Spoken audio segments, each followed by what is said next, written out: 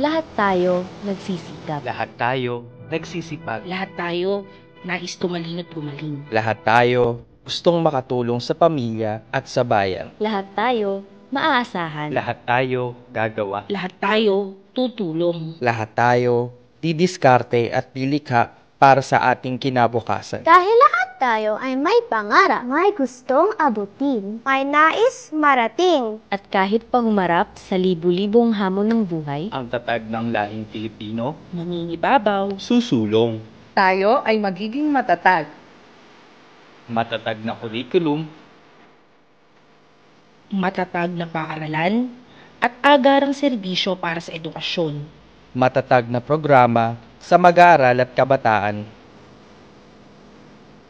matatag na suporta para sa mga guro.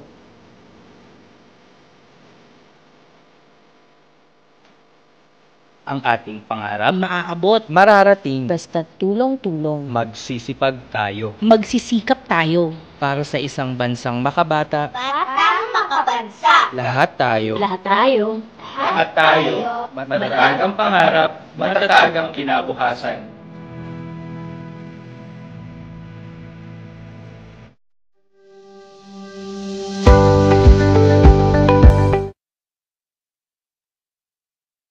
Good morning, everyone. Welcome to the Orientation and Induction Program for Beginning Teachers, or IPBT. The program will start in 5 minutes. While waiting for the program to commence, you may type your questions or both up existing questions by going to Slido. Just enter the code 2788176 to type your questions about IPBT. Most voted questions will be answered during the discussion later. Thank you.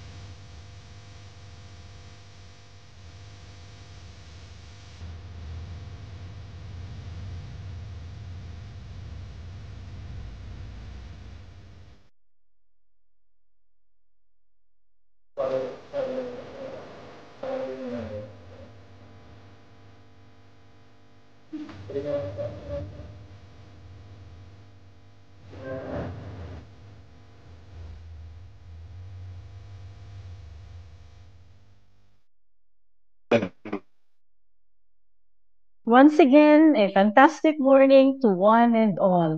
Welcome to the orientation on the induction program for beginning teachers. I am Dr. Christy Monsanto, your host for today. To start our orientation, let us first sing the nationalistic song, Pilipinas Kung Mahal, to be followed by an ecumenical prayer as we seek the guidance of our Almighty Father. Afterwards, let us all together recite the DepEd Quality Policy.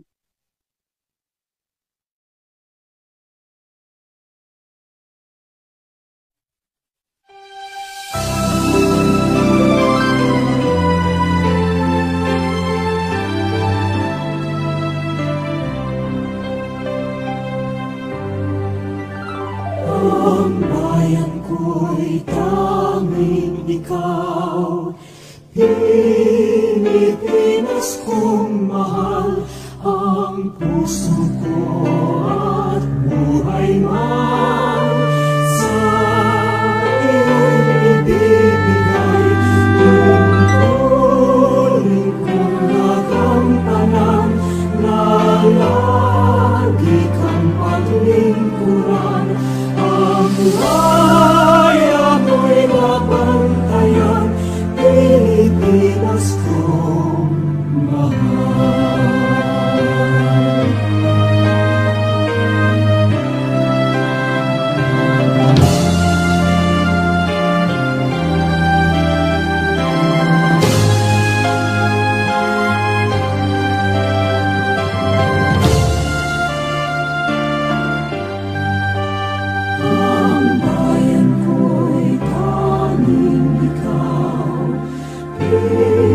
Pilipinas kong mahal, ang puso ko at buhay man sa iyo'y ibibigay. Tungkulin kong nagampanan na lagi kang paglingkuran. Ang laya mo'y mabantayan, Pilipinas kong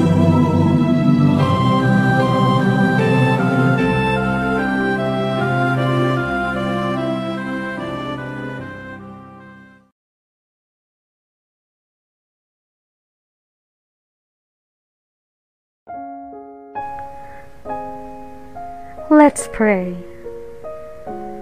God of all creation, ruler of heaven and earth, whose loving kindness and mercy is as far as the east is from the west, we thank you and will lift your name on high. We humbly seek your presence today. Dwell in our midst. May you cleanse us from all unrighteousness, so that we would be worthy to come before you.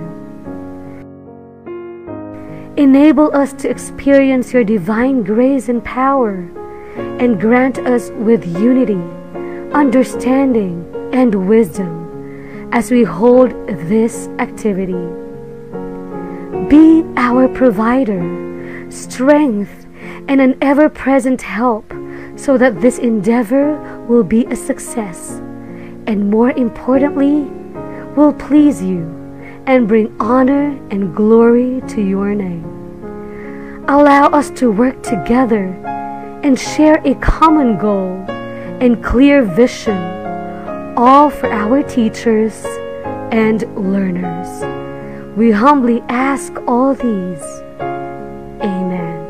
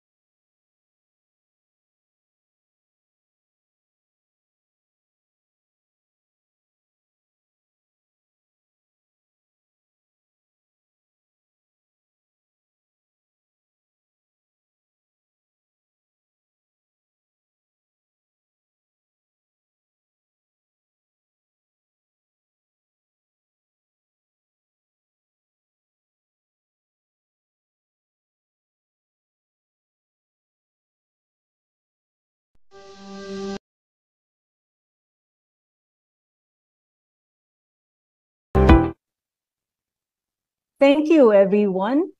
Researcher Smith Sherrod posits the transition from pre-service to in-service teaching is made smoother by effective induction.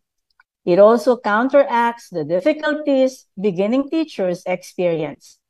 That is why the National Educators Academy of the Philippines continues to implement and enhance the induction program for beginning teachers together with you, our dearest colleagues from the field.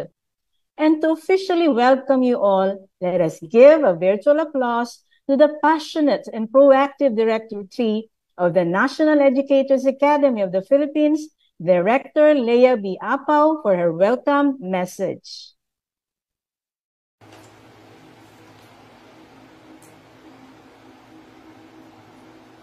Good morning, esteemed participants and distinguished guests. Once again, I am ecstatic to interact with my friends and colleagues from the regions.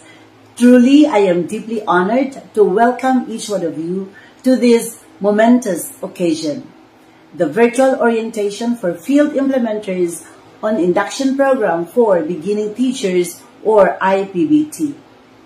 This orientation is a critical milestone in our shared commitment to the professional growth and development of our educators, a commitment that is not only vital but transformative, echoing the spirit of DepEd Order No. 11 Series 2019, which stipulates that the Teacher Induction Program is one of the core programs of the National Educators Academy of the Philippines, along with the Career Progression Professional Development Program and special programs. This is to ensure that all the professional development programs for newly hired teachers are aligned with the Philippine Professional Standards for Teachers, or PPST, and are effectively linked with the system for career progression. As we gather here today, we understand the profound importance of this program, IPBT. Remember that we are not just participants, but rather we are the architects of change in the world of education. As Winston Churchill said, to improve is to change. To be perfect is to change often. Be the exemplar of change, for this induction program is not merely a set of guidelines and routines, but a profound step in shaping the future of our educational landscape. Our presence here underscores the significance of this program. We recognize our tremendous responsibilities to nurture the professional growth and development of our newly hired teachers. We value their contribution because we all know that they are our educators who are entrusted in shaping young minds and building the future of our nation. Hence, we have the IPBT to provide a systematic and comprehensive support system so that they can seamlessly immerse in the teaching profession, more particularly in the public school system. You being our field implementers, being our partners in this program or in the implementation of this program, you are the linchpin of this transformative journey. We all know that being a teacher or being teachers or being a teacher is very challenging. And so your role as regional and division focal persons, school heads, and mentors are pivotal in ensuring the success of this program. Of course, you play a critical role as you work with these newly hired teachers. To name a few, you will provide guidance, you will share knowledge, and you will foster an environment of continuous improvement. In today's fast-paced, ever-changing world, we must also acknowledge the unique challenge of conducting this orientation virtually. I commend each one of you for your adaptability, resilience, and for embracing technology as a means to connect and learn together. This is a testament to our commitment in providing the best possible support to our educators. Our ability to create a vibrant, collaborative, and supportive learning community is a reflection of our collective commitment. And so, we encourage you, our field implementers, to engage, ask questions, and collaborate as much as possible to foster professional growth. As we embark on this transformative journey, I am filled with optimism for the successful implementation of this induction program for beginning teachers. Our aim is to not just meet but exceed the expectations set forth by the Department of Education while we implement the Matatag curriculum as envisioned by our Vice President and Secretary Sara Duterte.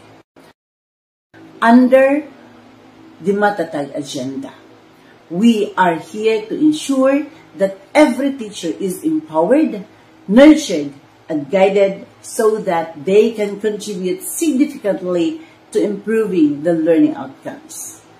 In conclusion, I want, on behalf of the National Educators Academy of the Philippines, I want to express my heartfelt gratitude to each and every one of you for your dedication, hard work, and unwavering commitment to the cause of education. I know that we can always stay matatag tungo sa isang bansang tunay na makabata. Together, we can shape a future where our Filipino learners receive the best education, where our teachers feel empowered and supported, and where our educational system truly transforms. So, let us inspire, connect, and empower one another, for it is through this collaboration that we will truly make a difference in the lives of our educators and ultimately in the lives of our learners. Thank you, and let's move forward working together with determination and purpose as being articulated by Steve Jobs. If you are working on something that you really care about, you don't have to be pushed. The vision pulls you. Stay matatag para sa bansang makabata at mga batang makabansa. To God always be the glory. Good morning once again. Thank you, Director Apple, for that warm and inspiring message. Truly, the IPBT is indeed a critical milestone for our beginning teachers, a best support system, a transformative journey. As Director Apple said, you, our dear teachers, are not just participants in this program, but architects of change in the world of education. At this juncture, we would like to welcome our colleagues and friends from the regions. When I call a region, may I ask our participants to click the heart reaction in our Facebook live stream. Everyone, let us all welcome our friends and colleagues from all over the country. Let's welcome our friends from Luzon with a heart react. So we have Region 1, Ilocos Region. Region 2, Cagayan Valley. Region 3, Central Luzon. Region 4A, Calabar Zone. Region 4B, Mimaropa. Region 5, Bicol Region. Cordillera Administrative Region or CAR, and the National Capital Region. Now click the heart react button to welcome our friends from Visayas. We have Region 6, Western Visayas, Region 7, Central Visayas, and Region 8, Eastern Visayas. Again, another heart react to welcome our colleagues from Mindanao. Region 9, Zamboanga Peninsula. Region 10, Northern Mindanao. Region 11, Davao Region. Region 12, Soxergen, and we have the Caraga Region. And last but not the least, our colleagues from the National Educators Academy of the Philippines. Thank you. At this juncture, please allow me to share the activity objectives and program flow. Our objectives are as follows: orient key RO and SDO officials, school heads, and mentors about program design and delivery updates, and orient key RO and SDO officials, school heads, and mentors about their responsibilities as field implementers. We acknowledge that most of our RO and SDO counterparts were also with us last year, and so many items here today will really just serve as a refresher as we continue with the implementation of IPBT this school year. So for our flow of discussion, we started and almost done with our preliminaries. This will be directly followed by the discussion on IPBT program overview, design, and activities, as well as the roles and responsibilities for various stakeholders. Then there will be a 10-minute health break. We will then deep dive into the IBBT resource package, the guide, and the course books, a walkthrough of the IBBT portal, and access to online quizzes, forms, and templates. After all these inputs, the NAEP CO team will gather the most voted questions from Slido and address the concerns accordingly. Next, we will be sharing some reminders for our RO and SDO focal persons. Lastly, we will have our evaluation and closing. Now, for a productive and fruitful orientation, let us abide by the following norms. First, let's pay attention. Then respect others' opinion, respect others' privacy. Let's participate actively. And last but not the least, share and apply learnings. To easily remember the norms, we use the letters in the acronym NAEP. N for Narito. The gift icon represents you as our partners in this activity. Please know that you are a gift to DepEd. Our ask, if you may, is that you also give us your requests and attention, that you be physically and mentally present during the sessions. Let's go to E, Ehemplo. The atomic model for the word Ehemplo is inspired by the word model. To model is to exemplify the desirable behaviors of a participant. What's the genetic makeup of a participant that you'd like to in an activity that you would facilitate? Please model those behaviors. Then A, ambag. The bag icon represents the things you can contribute, things you're willing to bring out of your bag to make this activity successful. Ambag would be in the form of active participation, well-meaning questions, reflective insights, and respect for each other. The bag also represents the knowledge, the skills, experiences that you would bring home and use as you make ambag in your workplace. And of course, for P, pag-ibig. The house icon is here to remind you of your pag-ibig housing loan balance. Well, just kidding. But seriously, it represents our families, the teachers, the school leaders in those buildings. We do what we do for our love for those who's inside those structures. But that pag-ibig housing loan icon is also a reminder that we owe it to ourselves to give ourselves the love that we selflessly give to others, because one can pour from an empty cup. Okay? Now again, you should have any burning questions about IBBT.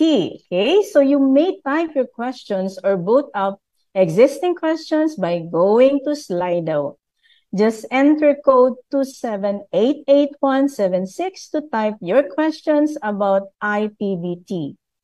Most voted questions will be answered later during the discussion. Thank you. All right.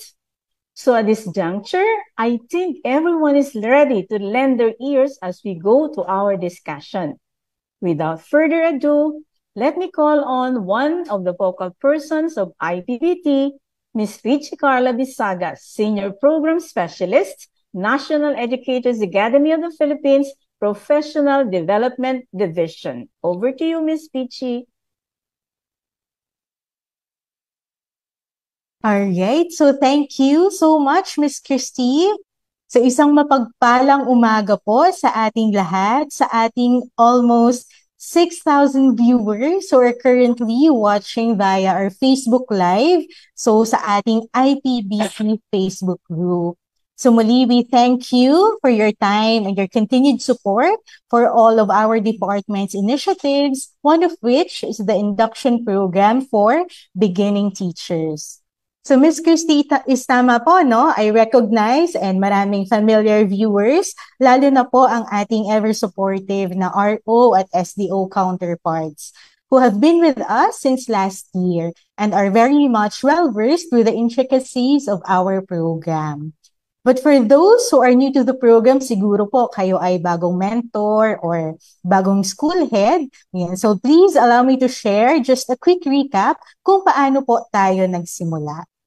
Alright, so by virtue of DO43, ayan, series of 2017, I know na marami po sa inyo nakaabot pa po nito, no? Ito po ang ating Teacher Induction Program policy. So dati po, ang ating induction program ay pinangungunahan pa ng Teacher Education Council Secretariat or ng TEX. Ayan. However, noong 2019, we were also able to issue DO11 series of 2019, which is the implementation of the NAEAP transformation. So, through that issuance, through beginning 2020, the Professional Development Program of DepEd for teachers and school leaders, kabilang na po dito ang TIP, ay nakapaloob na po sa NAEAP. And it was then that it was started to be rebranded as IPBT or Induction Program for Beginning Teachers. Alright po. So by 2020 and 2021, ayan, nagkaroon po tayo ng series of workshops and validation. Kasama po natin ang RCTQ sa pagbuo ng ating bagong course books. So marahil marami po sa inyo siguro natap as writers or validators ng ating bagong course books. So yung pag-enhance natin ng ating materials, ng ating learning resource package, pati na po ng ating policy, address the following concerns. Which nag-gather po no, ng text sa kanilang monitoring and evaluation. So halimbawa po, the lack of various modalities for different school typologies, for specific details sa school implementation. Kasabay na nito, of course, yung pag-align ng laman ng ating course books into the PPST. Kasi dati po, ang course books natin ay NCBTS pa ang gamit na indicators.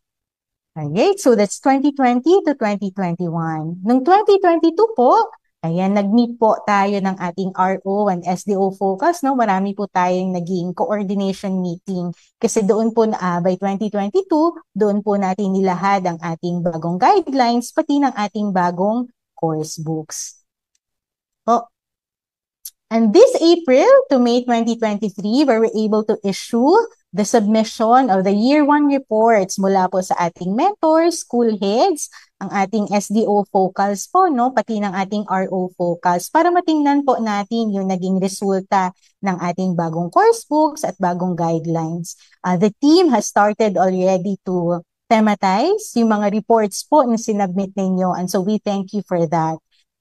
as also part of our needs assessment, we also gave the online survey for selected beginning teachers, mentors, and school heads. So, valuable po sa amin yung mga feedback at input na nilagay po ninyo doon, at lahat ng po iyon ay pag-uusapan ng team at to be possible inputs para sa ating final issuance ng policy. Alright po, so finally, this September 2023, we were also able to issue a memorandum informing our field implementers, kayo po yun, na continue lang po tayo sa pag-implement ng ating IPBT kasi syempre po, this school year, inaasahan natin na meron pa rin po tayong newly hired teachers, and so we must give support para sa ating mga bagong kaguruan. Alright po, so yun po ang naging takbo ng ating programa, no? So, tingnan po natin naman ngayon kung ano naman ang features ng IPBT. Alright. So, ano nga ba ang isang induction program? So, according to DM44, yan, series of 2023, it defined induction program as an umbrella or support mechanism put in place to assist a newly hired or newly promoted DepEd teacher. So sa case po natin, newly hired teacher po, Ayan, in adapting to new workplace culture and becoming effective and efficient in performing his or her functions as a full-fledged DepEd personnel. Ayan, so ito po ay kailangan mabigyan ng ating newly hired teachers kasi alam po natin na mahirap po, maging guro. And if we could recall yung experiences natin siguro when we were in our first year of teaching, ako po, personally, naalala ko po na may mga araw na na-overwhelm ako sa dami ng gagawin or marami akong katanungan sa mga forms na kailangan kong i-accomplish. Kaya dito po tayo pumapasok. Kaya yung roles po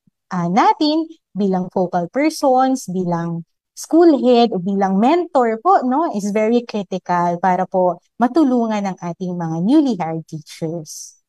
Okay, so as shared by Ms. Christy kanina, a researcher, Smith Sherrod, mentioned that the transition from pre-service to in-service teaching is made smoother by effective induction. It also counteracts the difficulties of beginning teachers. Alright, so as I mentioned earlier, marami pong challenges na ma-encounter ang ating bagong guro. Kahit naman po siguro ilang years na tayo sa service, kailangan pa rin natin ng mentorship at ang suporta ng ating mga colleagues. Kaya lalong-lalo na po ang ating mga beginning teachers. Alright, so para kanino po ba at para saan po ang ating IPBT? So IPBT is for those with 0 to 3 years in the public school system. Kaya nga po, gamit yung career progression terms, kaya tinag natin ito as beginning teachers. Okay, so meron pong question kanina sa Slido. Halimbawa po, kung napasok tayo sa serbisyo 2018 or 2019. So I think by our count po, you will be almost 4 years in the service already sa public school. So kung gano'n na po tayo katagal, baka hindi na po magiging effective para sa inyo ang IPBT. Kasi for sure, marami na po kayong nakuhang job, embedded learning in your 4 years. So sino po ang ating mga newly hired? Ito po ang ating mga fresh graduates, siguro past education graduates without teaching experience, yung mga private school teachers natin nakakapasok lang, yan sa ating public school system. Okay, once po na bagong salta o bagong pasok po tayo sa ating public school, so kayo po ay considered to be a new hire. Alright, so IPBT is for you to demonstrate knowledge and understanding of the Department of Education, to be able for you to meet expectation of standards as articulated in the PPST. So currently, we have ongoing talks po, or collaborative effort po ito with TEX also and our HEIs in the future for us to align yung curriculum po, nila sa ating PPST. But in the meantime, habang hindi pa po ito fully aligned, ang IPBT po ang ating naging tugon para mas magabayan po ang ating mga newly hired teachers sa kanila, sa inaasahan nating competencies para sa kanila. And of course, to help our new teachers be immersed in the processes and systems of the public schools, in the hope that this will enhance their teaching practice. Okay po. Yan. So we would also like to share the conceptual framework for IPBT. So this conceptual framework was developed with the Research Center for Teacher Quality. And so the IPBT conceptual framework has three components. We have the curriculum, which helps teachers transition and adapt to work in depth ed and provides opportunities to improve their knowledge, skills, and values. We also have the delivery component, which provides teachers with multimodal delivery platform. And of course, the ecosystem, which enables harmonized and dynamic cooperation within linkages and resources. So isa-isahin po natin ang framework natin na ito.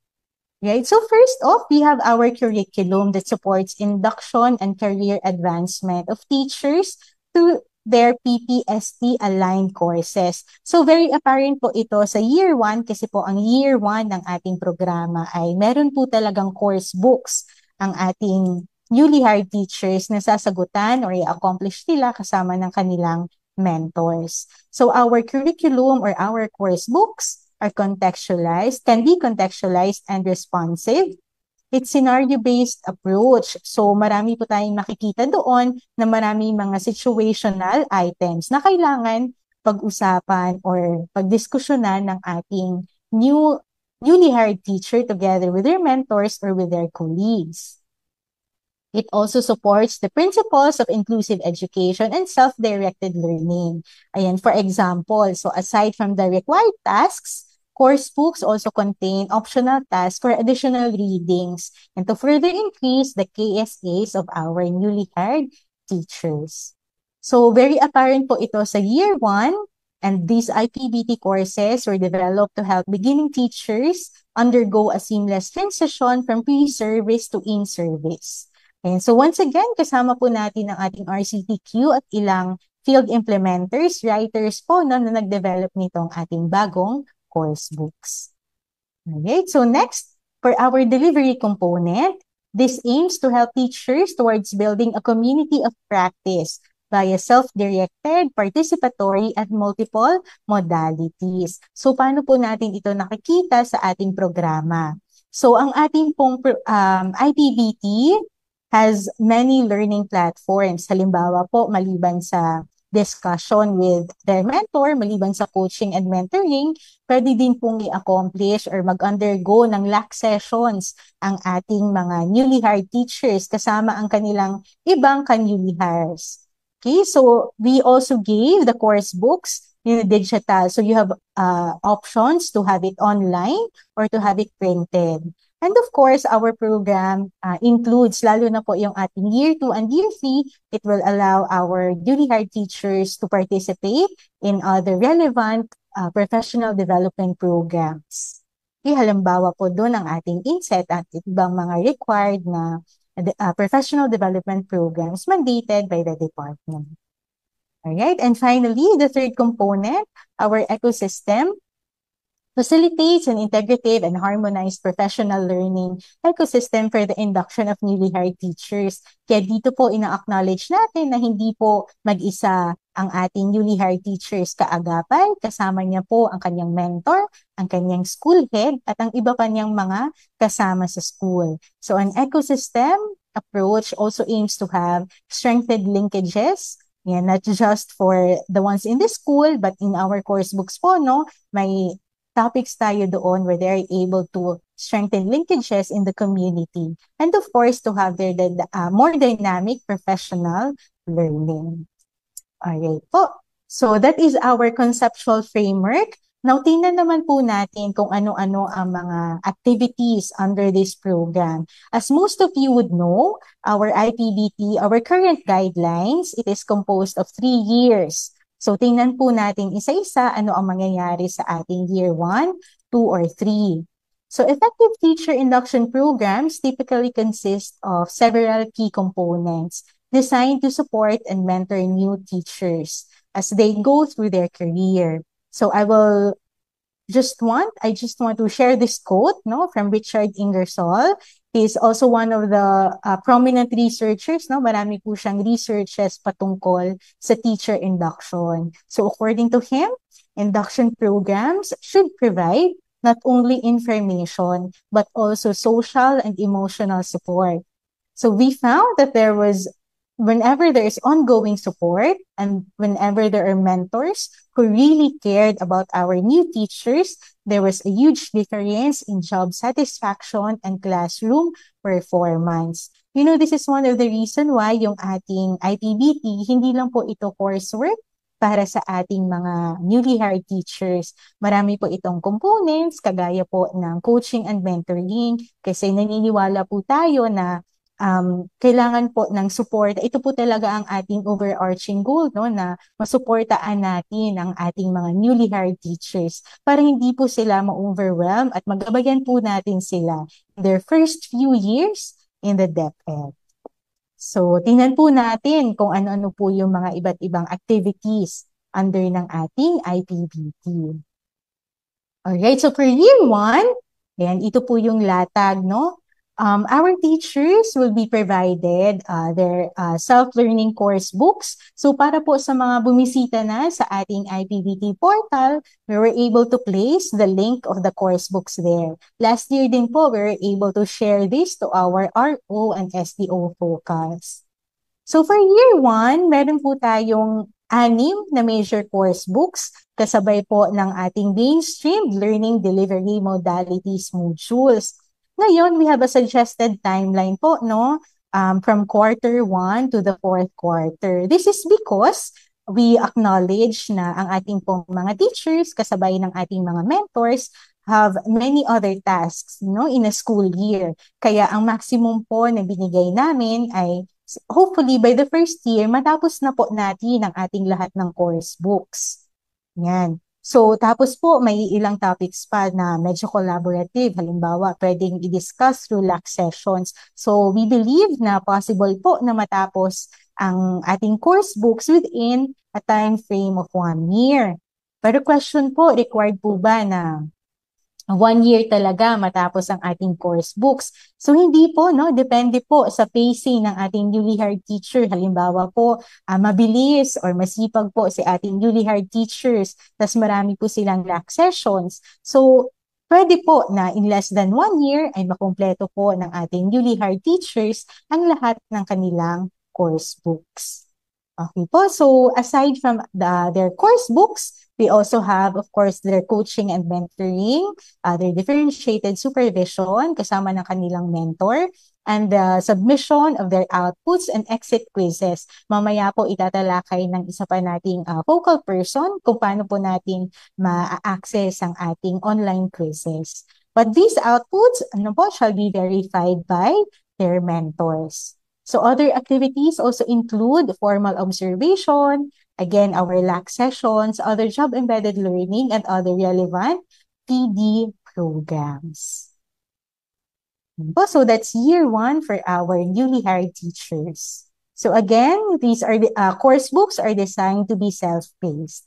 Okay po, tingnan naman po natin sa year 2 and year 3. So, one major difference lang po sa year 2 and year 3 from year 1 is that wala na pong course books. For now, the guidelines do not indicate any course books for year 2 and 3. But our newly hired teachers will utilize coaching and mentoring and differentiated supervision. In short, the same set of activities and mechanisms of support except for the course books. So, nandun pa rin po ang ating LAC sessions and other relevant PD programs. Pero po, ang ating pong year 2 and 3, hindi na po separate ang kanilang output or hindi na po separate ang kanilang portfolio. Dahil wala na po silang course books, ang ating pong end of the school year output dito ay naka-embed na po sa ating RPMS portfolio.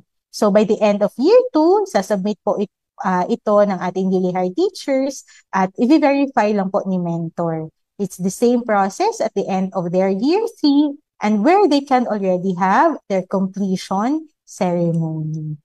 Alright po, so mentees, that's our newly hired teachers and our mentors shall be given their completion certificates at the district or division-led completion ceremony.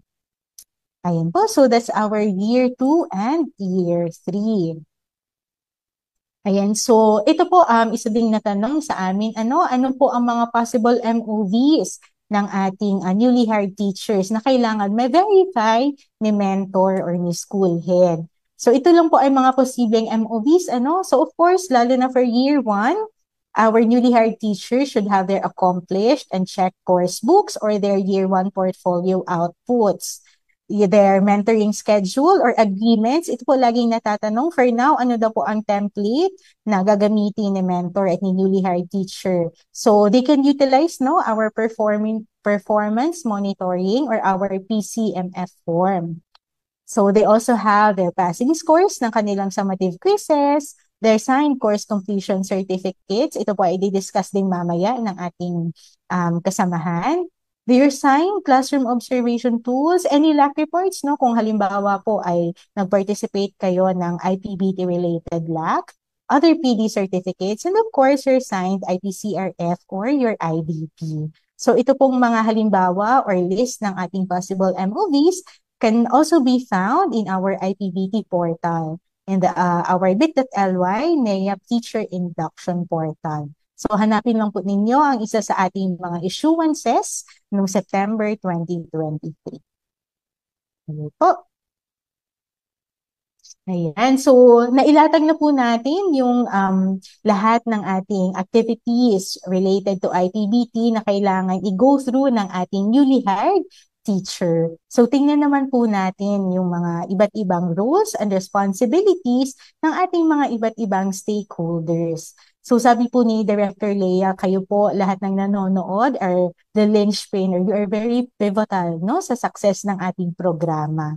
That is because kayo po talaga ang aming frontliners sa implementation ng programang ito. So kami po dito sa CO, as the central office, of course, we will coordinate with other central office bureaus on IPBT-related processes and lead in the development, in the revision of IPBT courses or policy, and of course, to closely coordinate with our RO and SDO focal persons and to provide TA, technical assistance to our NAIAP-R in the implementation of the course. Lahat ng iyon po ay hindi namin magagawa without the help of our field implementers. Kayo po iyon. So for our NAIAP-R counterparts, ayan.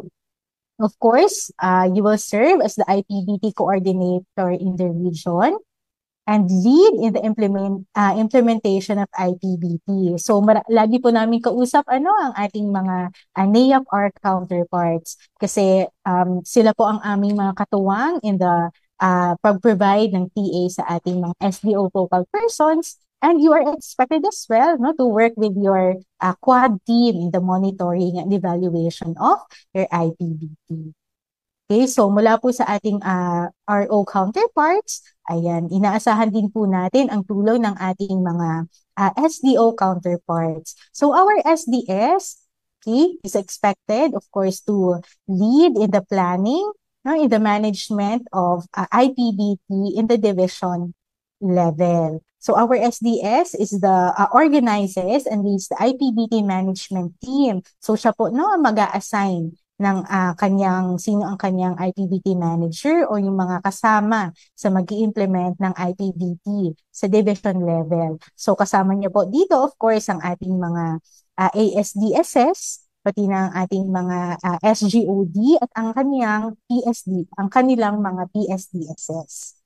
Alright po, so next, our SGOD chief and SEPs are also key stakeholders na makakasama ng ating division office. So our SDOD chief will serve as the IPBT manager in the division and inaasahan po natin na magpro-provide po sila ng TA sa ating mga IPBT implementers. Tutulungan po sila ng ating mga SGOD SEPs. So actually marami po sa ating SDO focals or yung mga nag-collect or nag-submit ng ating mga year 1 reports po. Sila po ang madalas naming kausap kasi sila po ang inaasahan natin to collect and consolidate data related to IPBT, and of course, to also coordinate with other implementers about IPBT-related processes. And of course, we also have the help of our PSDSS or our Public Schools District Supervisors in coordinating and helping our school heads in the implementation and monitoring of the IPBT at the school level. Ayan po, so team effort po talaga ito, no? So marami po tayong inaasahan na mga kasama para mas matagumpay at maayos po ang implementation natin ng IPBT. So tingnan naman po natin kung ano-ano naman po ang inaasahan nating roles and responsibilities in the school level. So we know that our key players are of course our school head, our assigned mentors, and of course our beginning or newly hired teachers. Ayan, so hello po sa ating mga magagaling, ayan, na school heads na nanonood. Ayan, marami po sa inyo ay nakasama at nakausap din po namin last year. Ayan, so our school head, of course, leads the IPBT implementation in the school and provides school orientation on IPBT as needed. Halimbawa po, no, kung meron tayong newly hired teacher na kalagitnaan ng school year na hire or pumasok at wala po tayong division-led orientation, si school head po ang inaasahan natin na mag-orient or mag-onboard ng ating newly hired teacher. So as a school head also, you are expected to support, encourage, and guide our beginning teacher. Meron po kaming alam po, no, na si school head ay isa ding mentor, no, sa isang newly hired teacher. And be involved in the selection of mentors and pairing of mentors with their mentees. Of course, ang ating school head, siya po ang inaasahan natin na mas nakakakilala sa ating mga possible mentors na pwedeng maitap at pwedeng maipartner sa isang newly hired teacher. Ayan. So to facilitate opportunities for partners to collaborate, ensure consistency of the program, and promote collaboration within the whole school. To consider new teacher assignments carefully, and of course, to submit their year-end reports to the SDO. Ayun po, so mamaya po, ipapakita din po ng ating kasamahan yung mga M&E forms and templates natin. Okay. So once again, thank you for our school head, no? Kasi kayo po talaga ang mangunguna, ayan, sa ating school level implementation. Now, let's go through our mentors. Ayan, so sino-sino po kaya ang ating mga mentors? Ayan, ang ating pong IPBT mentor is a department head or key teacher or master teacher po, no? So ideally, ang ating pong mentor talaga isang master teacher or higher kasi kasama po sa ating KRA na mag-provide ng TA through coaching and mentoring. Ayan, so kasi po ang ating pong mentoring, you know, it doesn't just include transfer of knowledge, but it includes, you know, moral and emotional support given by, you know, someone who is more experienced. Ayan, para mas magabayan po ang ating newly hired teacher. So, may tanong po dito, no, na lahat po ba ng MTs ay required na maging isang IPBT mentor? So, depende po, no, kung kayo po ay, basta kayo po ay natap or na-assign ng ating school head na meron po kayong partner na newly hired teacher. So, kung halimbawa po, marami kayo sa school na master teachers at konti lang po ang inyong newly hired. So baka po hindi kayo matap. So this one we will leave to the discretion po ng ating school head. So our mentors, no, are expected to attend any orientation if meron po, no, sa ating about IPBT. That is why, no, we are glad to really see many of you today. May nag-inform din po sa amin na may several schools, no, or districts na sabay-sabay po kayong nanonood sa isang venue ngayon. So magandang umaga po sa inyo. Ayan. So of course, as a mentor, you are expected to meet and mentor the beginning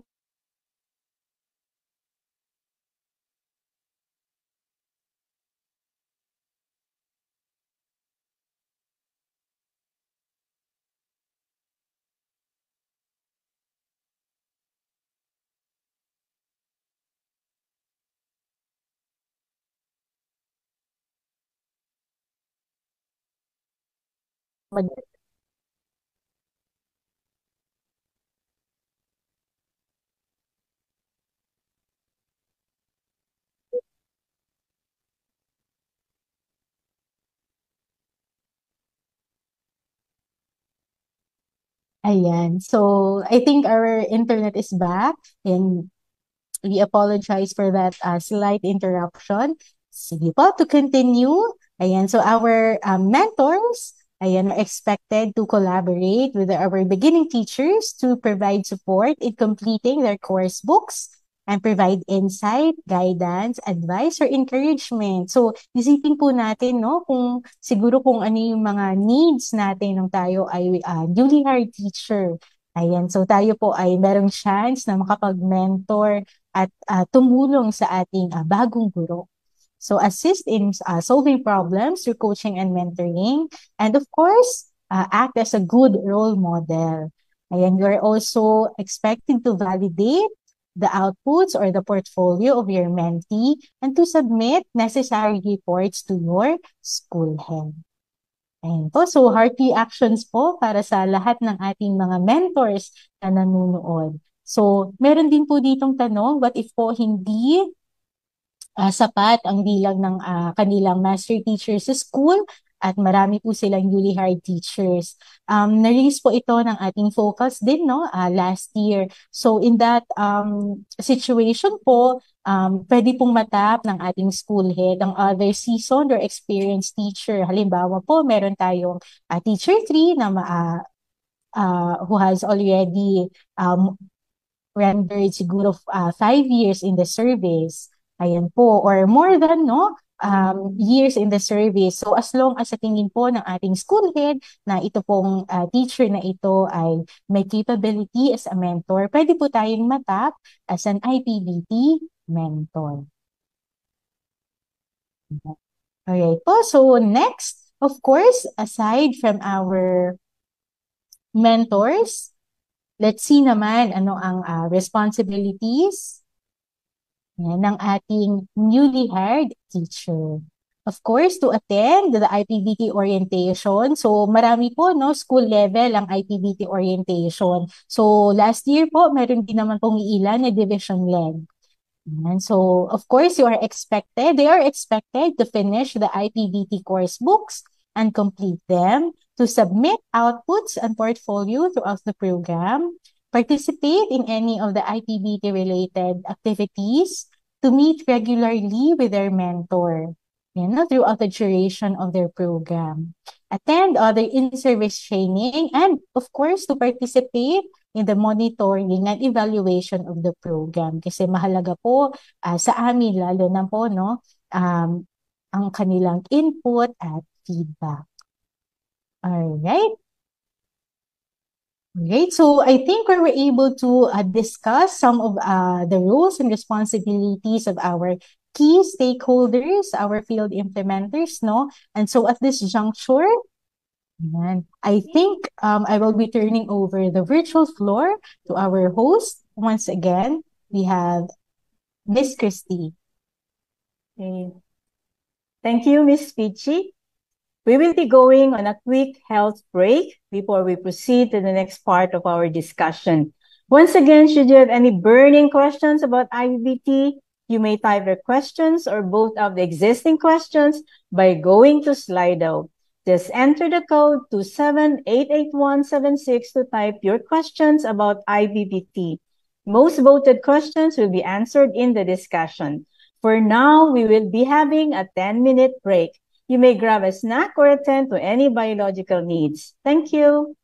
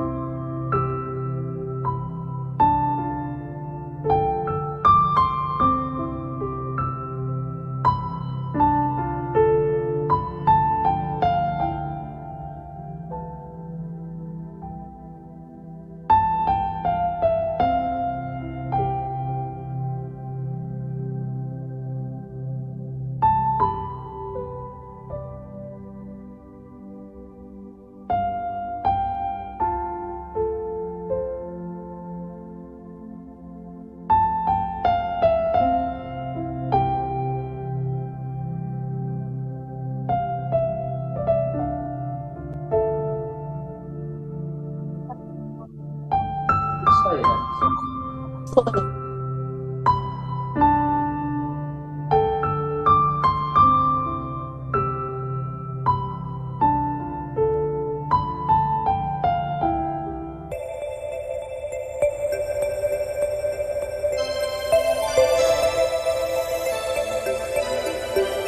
right. We hope everyone had a relaxing break, and we certainly hope you are still with us. To continue our sessions, may I call on Sir Jerson Kapuyan, Education Program Specialist 2, National Educators Academy of the Philippines, Professional Development Division, for the discussion of IPBT learning resources. Take it away, Sir Jerson. Thank you, Miss Christy. Magandang umaga po sa lahat ng mga ka-IPPT natin na nasa mga paaralan at opisina sa buong Pilipinas. Hopefully ay nasasabayan natin yung dating ng mga impormasyon na ipinabahagi namin ngayong umaga. So this time naman po ay mag-review tayo ng mga resources na dapat meron tayo as program implementers. So hinga po muna tayo ng malalim as we deep dive into the IPBT learning resources. Ayan. So the most important URL or link for us, which Ms. Pichi mentioned earlier, is bit.ly NAEAP Teacher Induction. So this Google slide-based portal is our doorway to everything we need to know and have for IPBT. Ito pong public portal is intended for new teachers, mentors, school heads, and coordinators. So may mga specific pages containing the learning resources relevant to each stakeholder. Quick survey lang po, pakipindot naman po ng thumbs up or heart icon kung nabisita nyo na po yung IPBT portal natin.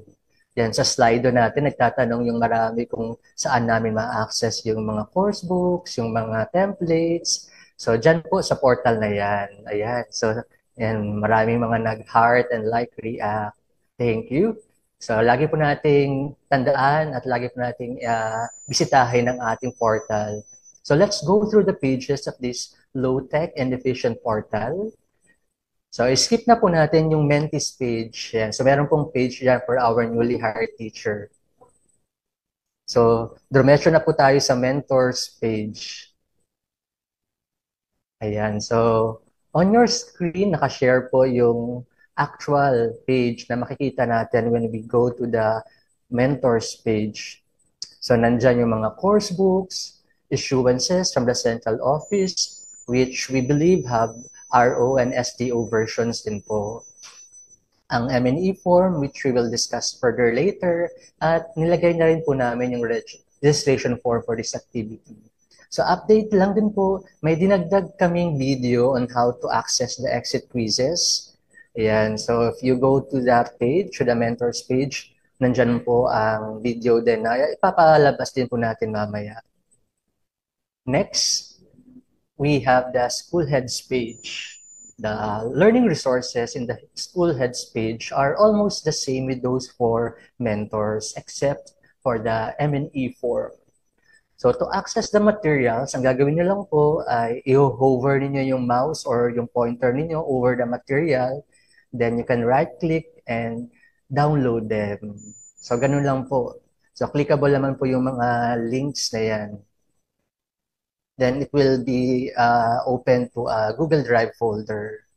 Now, for our IPBT coordinators in the division and regional offices, we also shared with them the folder of issuances. And very important yung mga issuances natin kasi yan yung ine-echo natin sa mga division and regional memo. One unique material that is helpful to them is the list of SDOs who have submitted their annual IPBT report, which we will discuss in detail later. So may listahan po dyan kung nakapag-submit na yung SDO ninyo ng report. Ayan. So, pasadahan lang po natin yung ilang resources which everyone, whether you're a participant or an implementer, should be familiar with. First off, yung mga IPBT course books po natin. So if you go to the page ng mga newly hired, ng mga mentees, ng mga mentors, course, ng mga school heads, and even sa mga RO focals, nilagay po namin yung link sa mga IPBT course books. When you open that link, ito po yung laman ng Google Drive folder.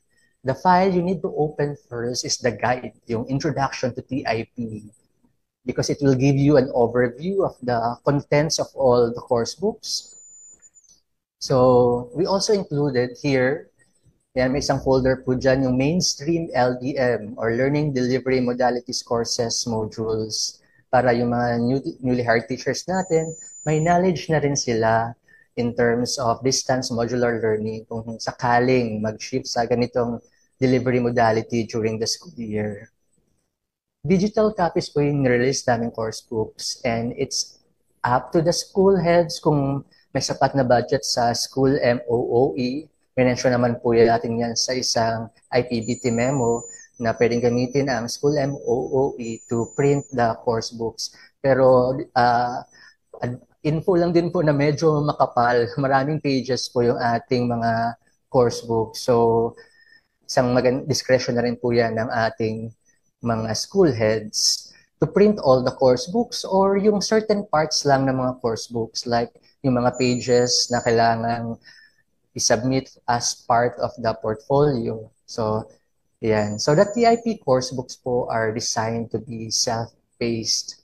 So, kahit self-paced siya, katulad ng mention ni Ms. Peachy, mentees should still coordinate with their mentors kung ano yung pace ng pagsagot ng bawat course book. So, depende sa konteksto ng bawat newly hired teacher natin. Now, each course book begins with an introduction and an overview of the modules covered. So, naka-enumerate din po yung mga course learning outcomes mapped to the professional standards i-address. Diba? Sabi nga natin, yung sa TIP, one of the recommendations is to align it with the PPST. Now, if you notice, anchored tayo sa proficient indicators because we are leading our new teachers to embody proficient career stage competencies. So from beginning, gusto natin silang maging proficient teachers later on. Nilatag din natin yung title ng bawat module, the time it will take to complete the course book, and the portfolio output required for that course book. Pag browse pa natin ang mga susunod na pages ng course books, we'll discover that it follows the same format or flow. Yung intended learning or module learning outcomes muna, then outline of the sessions, the suggested duration, and the required task. The course books have required and optional tasks. Katulad ng na-mentioned earlier, mentees should answer the required tasks as they are designed to help them better understand the key topics. So, mag-build po yung mga tasks na yan towards the final output. The required tasks also provide opportunities for them to apply their learning. May mga optional tasks din po which will enable them to explore the topics more to enrich their understanding. There are some required tasks that involve outputs to be compiled in their IPBT portfolio. Now, speaking of IPBT portfolio, kasama po yan sa mga kailangan nilang i-accomplish in order to finish a course or a course book. So, ito po yung mga kailangan nilang i-accomplish. First, yung course book checked by the mentor. So, the mentor, nasaan po yung ating mga mentors? Pa-heart or like po? Yan, sa listen po. The mentor checks the course book after each module is accomplished. It's also a good time for mentorship, yung mentorship conversation, and for the mentor and for the newly hired to ask for clarification. So, depende po sa agreed schedule, the course book will be checked by the mentor to monitor yung progress nila, to provide inputs, and answer possible concerns that they may have. The next requirement po ay yung portfolio of required outputs. Each course po has required outputs or outputs to be submitted and compiled in a portfolio na pwedeng physical or digital. The required output is indicated naman po in the course book. The IPBT portfolio is a compilation of all the portfolio outputs required for each course. Yung number of outputs may vary from one course to another.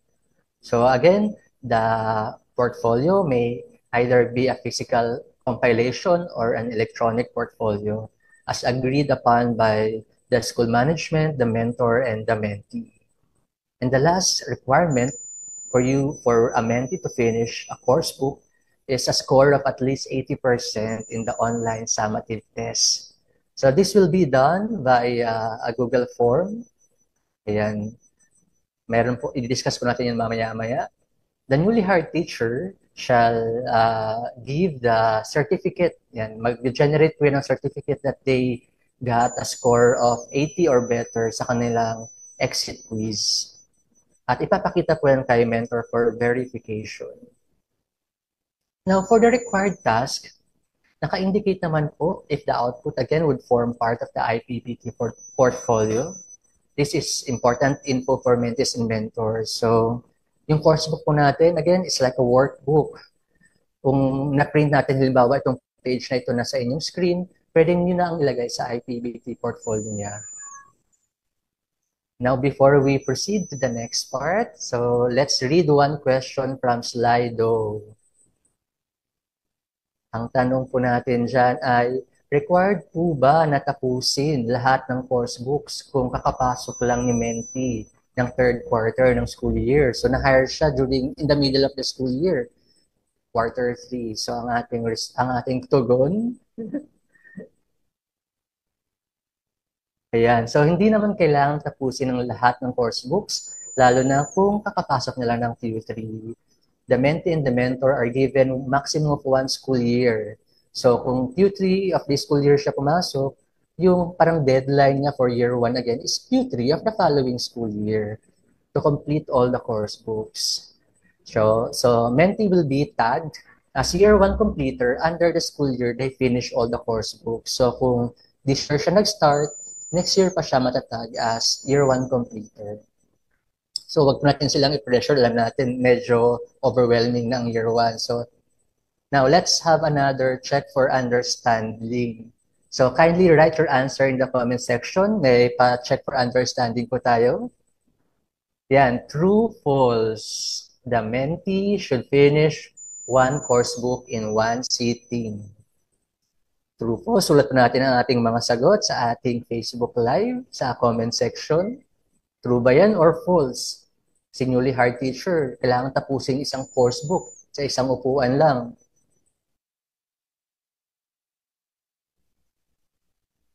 Ang sagot natin dyan ay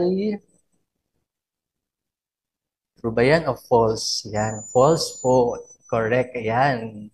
The estimated time required and the list of required tasks per module are provided to help you plan or budget the time that you are allotting for the module. So you don't have to finish. The mentee did not finish 1 course or 1 module in 1 sitting. So pwedeng isang session lang yan o isang module. So depende po sa capacity niya, depende sa headspace, depende sa energy, depende sa dating ng trabaho din. Moreover, the mentee may actually take less or more time depending on their pace. Yan, so, yan, marami, tama, most of us answered false. So, konting stretch muna tayo before we proceed to the next part. Inat-inat po tayo ng katawan, ng mga joints. Yan. Now, after studying the course book, doing the outputs there, and meeting with their mentors or sa lab, mentees will then be instructed to answer an online quiz as a form of summative assessment or exit quiz po for each course book. Again, for each course book, meron pong exit quiz. So they cannot proceed to the next course book unless they have finished course book 1. Now, the online quiz can be accessed through the National Education Portal or NEP na tinatawag natin. So, can you click the like button po if you already have a NEP account or National Education Portal account? So, creating a NEP account is easy as 1, 2, 3, 4, 5. So, may 5 steps lang po. So, panoorin po natin yung video na ito kung paano sila or paano din tayo nakakagawa ng NEP account.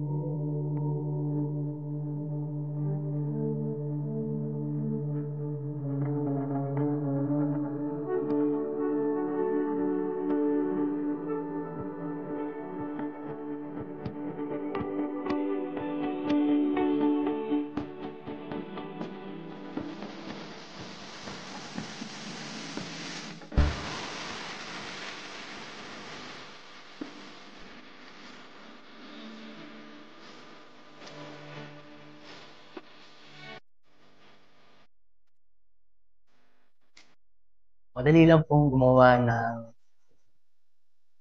NEP account. So, we just follow the steps shown in the video. So, yung video na po yun is also uploaded in our IPBT portal. So, you can replay it anytime. You can share it with your mentees. Ayan. Now, so na-mention po dun sa video na yung set A set A po yung parang default na sasagutan nila. Now, set B can only be accessed or clicked when they have failed set A twice. So, 2 beses po na medyo failing score sila bago nila ma-access yung set B. Now, once they pass the quiz, yung beginning teacher got at least 80% rating in the quiz, certificate is automatically generated. So, yan po ang napapakita ni mentee to be checked by their mentors and to be placed in the portfolio. Exit quiz for the next course book will only be activated if they pass the exit quiz of the previous course book and when the certificate of completion is generated. Yan, entertain muna ulit tayo ng question from Slido. Now, is the IPBT accepted as a continuing professional development course by the PRC for purposes of renewing one's license? So, ang ating sagot dyan, regions, yung mga ating NAEP-R or HRDD, as CPD providers accredited by PRC may apply some formal IPBT professional development activities for CPD units. Halimbawa, nag-conduct po tayo ng division orientation for our IPBT mentors, mentees, and school heads. Pwede pong i-apply ni division yan through the region para magkaroon ng CPD units so we can use those units in renewing our license. Ang way forward din po ni NAEP dyan is to include in the policy that we are going to develop the uniform action among regions regarding CPD units of IPBT activities. Yan. So, in the exit quizzes po in the portfolio are the M&E elements for our mentees. As for us implementers, there are M&E tools that we need to accomplish and submit accordingly.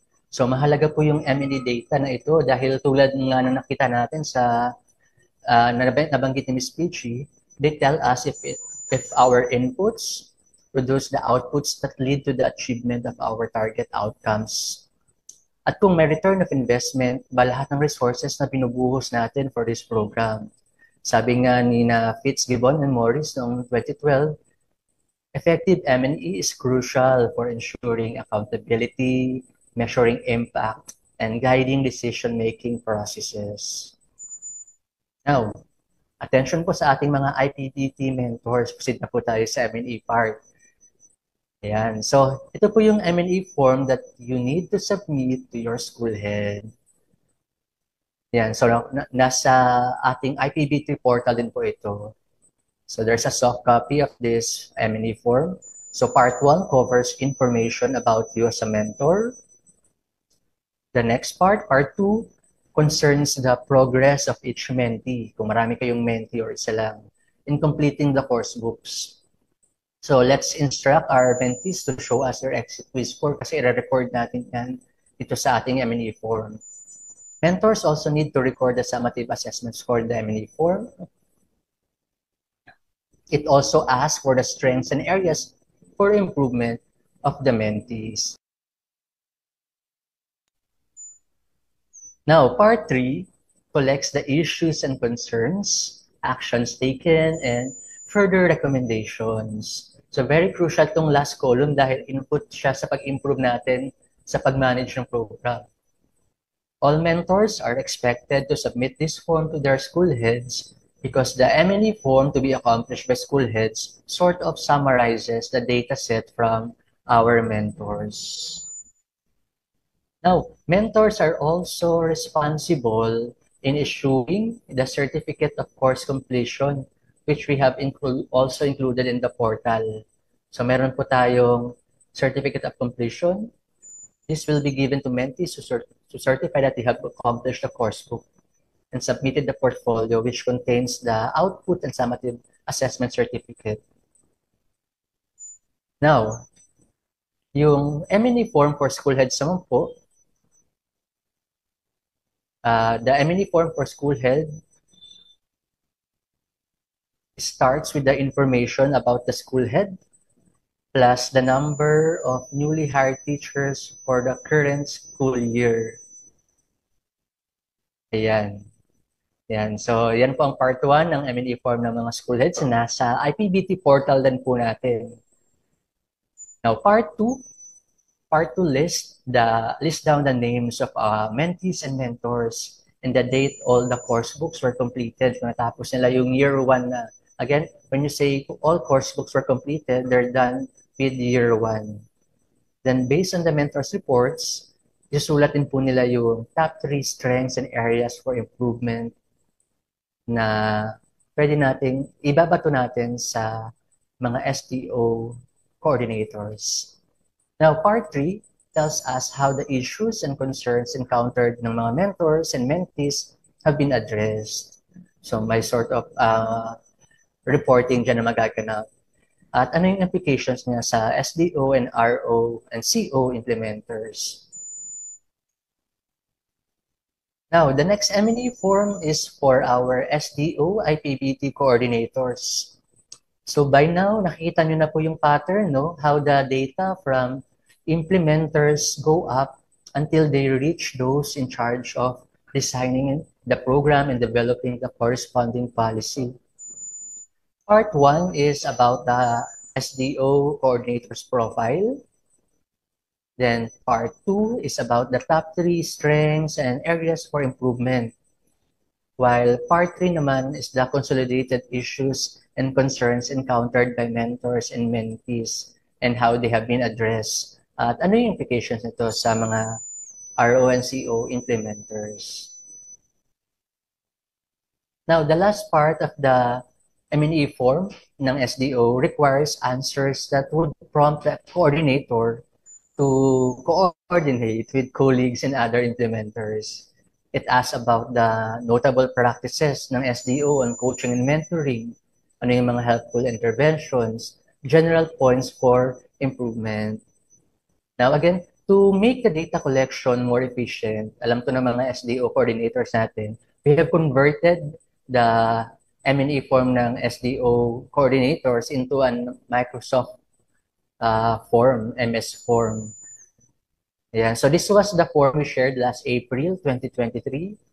Salamat po sa lahat ng mga SDO IPBT coordinators natin na nag-submit ng kanilang mga reports. At salamat din sa lahat ng mga school heads and mentors na nag-submit ng kanilang M&E form. Kasi hindi naman ito masasagutan ng mga coordinators kung walang pinagbabasehang data or report from schools. So yung listahan po ng mga submissions ay nasa IPBT portal din po natin. Now, we also have another M&E tool, a progress monitoring tracker posted in our portal. So sana po lahat ng mga SDO IPBT coordinators ay meron ng edit access sa live document na ito. Ito pong progress tracker will let us know the historical data of our new teachers. Kung anong quarter sila na-hire, kailan sila nagsisimula ng IPBT, at kung lahat ba ng mga na-request nating new teaching positions ay na-fill up. So again, review lang po tayo. Quick review. Mentors will accomplish their M&E form. And if there are more than one mentor in the school head will consolidate all the forms so the school head can complete their M&E form. Now, the SDO IPBT coordinator will then collect all school head M&E form. The next question is when. Yan lang laging mahalagang tanong yan. Kailan isasubmit? If we anticipate that the NAIAP Central Office will deploy the SDO IPBT coordinator form by the end of the school year or a month after the end of the school year, pawait na lang po ng memo, SDOs will be able to determine also the deadline for school head submission, and the school heads will be able to determine also the deadline for mentors. One notable practice we got from some schools and division is that they have a living, working M&E form. So, pwedeng Google Docs or Word document po na ina-update nila every once in a while para pag lumabas yung deadline for submission, ready na agad. So sa simula pa lang ng kanilang mentoring, sa simula pa lang ng school year, meron na agad silang M&E form na ina-update every once in a while. And magandang practice po yan. Now, majority of the information we have shared today can be found in the guide Introduction to TIP material. So yan pong nasa screen ninyo, yung document na yan, nasa portal natin. So this is part of the course books folder. If you have any questions, just open this document. Open nyo lang po yung document na yan. You can go also to our IPBT portal, our Slido, which later will be converted into an FAQ document. So lahat po ng mga binahagi ninyong questions, ilalagay po natin yan sa ating frequently asked questions document. Again, this is Gerson. Daghang salamat. Over to you, Miss Christy. Thank you, Sir Gerson. I'm sure that we are excited to try and plan with colleagues, be it in the school, division, or regional level to properly implement the IBPT. So for our next part, may I call on once again our focal person for this program, Ms. Richie Bisagas, for the reminders and way forward. All right, so thank you, Sir Gerson and Miss Christie for that a very comprehensive discussion po ng ating learning resource package and other forms and templates. All right, so I will just be sharing po some of the reminders and ways forward. So mainly po ito ay addressed para sa ating mga RO and SDO focal persons. Ayan, so last April po nakapag-issue tayo ng memo employing our SDO IPBT focal persons to submit their reports. And napakita rin po ni Sir Gerson kanina na marami po sa ating mga SDOs ang nakapag-submit na ng inyong year 1 reports, and we are truly grateful for that. Kasi po, as we have mentioned earlier, binabasa, ina-analyze at ina-thematize po namin talaga yung mga reports na sinubmit ninyo mula sa reports ng ating mentors, school heads na kinonsolidate ng ating mga SDO focal person. So, great work po ating mga SDO and RO counterparts. And upon our initial analysis po, meron po kaming mga nakitang areas of concern o yung mga main areas na kailangan po namin pag-usapan dito sa central office based doon sa feedback na binigay po ninyo. Yan. So marami po sa mga binigay ninyo ay may kinalaman sa program design, sa training design po, and training duration even. Marami din po sa inyo nag-express ng concern about sa time management ng ating IPBT, lalo na po yung year 1 na mukhang madaming course books ang kailangan tapusin. Some of you has also mentioned or raised yung workload management. I think sa comments rin kanina meron akong nakita, and as policy owners, we will have to work together with other concerned bureaus dito sa central office. And of course, some of you expressed other concerns about monitoring and evaluation. So lahat po ng mga nilagay po ninyo would be possible inputs and discussion points when we eventually enhance our policy. And so next po. And aside from this memo and the submission of the reports and survey, we were also able to issue the memorandum related to the conduct of activities for IPBT. So, kasama lang po nito, kasama sa issuance na ito, we are asking our RO focals to be part of their regional trackers. And as of now, it is great news for all of us that all our regional focal persons have been added as editors of their own regional trackers. Ibig sabihin po, meron na po kayong sharing capability sa inyong regional trackers. So our RO focal person shall add your SDO counterparts as editors to that tracker. That is because kayo po ang mas nakakakilala or may kompletong listahan ng ating mga SDO focal persons. Ayan. So ano pong hitsura nito? I believe na pakita po ni Sir Gerson kanina, ang isang screenshot nitong ating regional tracker. So ito po ay may summary tab. So we are asking our focal persons to regularly update every quarter itong ating tracker. So meron po yung quarter 1, 2, 3, and 4 for this school year. Ayan. So of course po, since October pa lang po ngayon and per our school calendar that is still under quarter 1, ayan, dapat po yung first quarter ng ating tracker ay meron na pong laman. And so we ask you to regularly update this kasi para nakikita po natin na totoo nga po, or this is really our tangible way of gathering data na may mga pumapasok or na-hire talaga sa kalagitnaan ng school year. And for us, meron pong policy implication noon. So your trackers have a regional summary tab and of course, your own SDO tab that you need to update during the entire school year. So para po hindi po tayo mangarag sa end ng quarter 4. So unti-unti po, siguro po every end of the quarter ay lagyan po natin ng laman itong ating mga trackers. Alright, so some other reminders po and ways forward. Ayan, for us would include the following. Ayan, we would just like to share that we will be meeting with our Visayas and Mindanao RO and SDO focals during the capacity building of NAIAP-R and SDO-CEPs in managing and implementing NAIAP program. So this November po ito, no, sa Baguio. So we were already able to meet our Luzon RO and SDO focal persons at naging fruitful po ang ating discussion. So if our RO and SDO focal persons from Visayas and Mindanao, ayan, so maayong buntag sa inyong tanan. Ayan, so we look forward to meet with you and discuss with you further, no, sa Baguio po.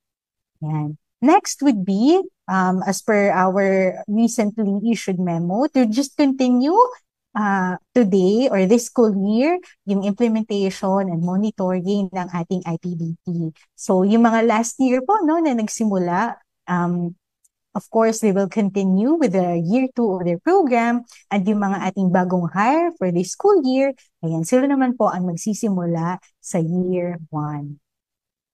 And this is for us here in the central office. We will have by 2024 the series of right shocks and validation and the development of the IPBT policy and learning resource package. Ayan, so meron po tayong mga binigay na feedback sa ating course books, lalo na po ang ating mga mentors, so it will be, those are taken note of, and we will be considering those sa ating policy improvement. Ayan, so I will just be sharing siguro po, some answers doon sa mga na-raise na questions before I give it to Ate Christy or to Miss Christy. Meron pong tanong dito na, ayan, kailangan po ba ng request to download sa templates ng certificates and forms? Ayan, hindi po. So as long as pumunta po kayo sa ating IPBT portal, ayan, so by now dapat memorize na po natin by heart, no? That's bit.ly/NAIAP teacher induction. Kayo po, as long as gamit ninyo ang inyong DepEd email, ay merong viewer access. Kung kayo po ay may viewer access, ibig sabihin, pwede nyo pong i-download yung mga forms and templates and even yung videos po na nandoon.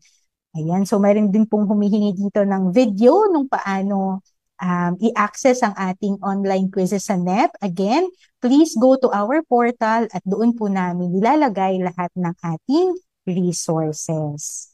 And so another question raised is that can we avail later on some of the slides used so we can use it also in our orientation? And yes po, again, we will be updating our IPBT portal. Yung mga questions na nilagay po natin sa Slido, pati po yung mga slides, relevant slides that we use today will be placed there. Kaya regularly lang po natin i-visit yung ating IPBT portal. Yan. And lastly po, this is a question, pwede po ba mag-IPBT ang ating mga provisional teachers? So siguro po, maraming ganito siguro sa senior high school, most probably, no, na maraming provisional teachers. So as of now po, no, IPBT is really geared towards yung teachers natin with plantilla position, but we employ na kasama po itong mga provisional teachers na sana mag-go through ng program. Kasi po, sumasabak din po sila, di ba, sa DepEd system sa kanila, lalo na kung first year po nila, at humaharap din po sila sa ating mga learners. So this is also our way of supporting them so that they too can be properly supported in their immersion in the DepEd system, and we hope na matulungan din po natin sila para sa enhancement ng kanilang teaching practice. Ayun po. So, alright. So, thank you po for those who have placed their questions. And so now, I will be giving the floor back to our host, Miss Christy. Okay, thank you, Miss Pichi. Truly, we look forward to continually collaborating with you all for the success of this program in support of our newly hired teachers. Next, please make sure to fill out the attendance and evaluation form. The link and the QR code are flashed on the screen. We will be giving everyone 5 minutes to accomplish the form. Your comments and suggestions will be valuable for us.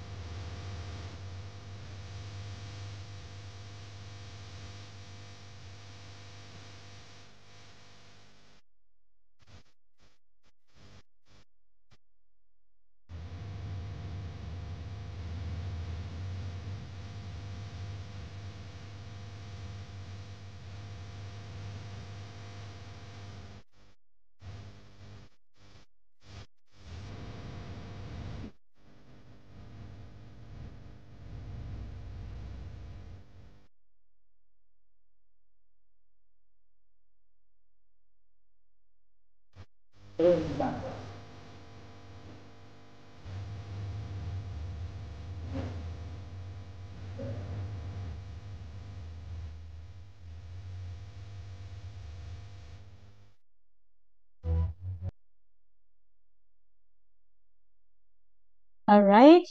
Thank you so much for completing and submitting the evaluation form. Now, due to the volume of the number of participants po accessing our evaluation link, medyo nagkaroon po ng traffic, but we will be posting po sa ating Facebook group po ang link po ulit sa ating evaluation. Okay po? So maraming salamat po. Again, we are grateful for you being our frontliners in the field. And with that, we have reached the end of our program.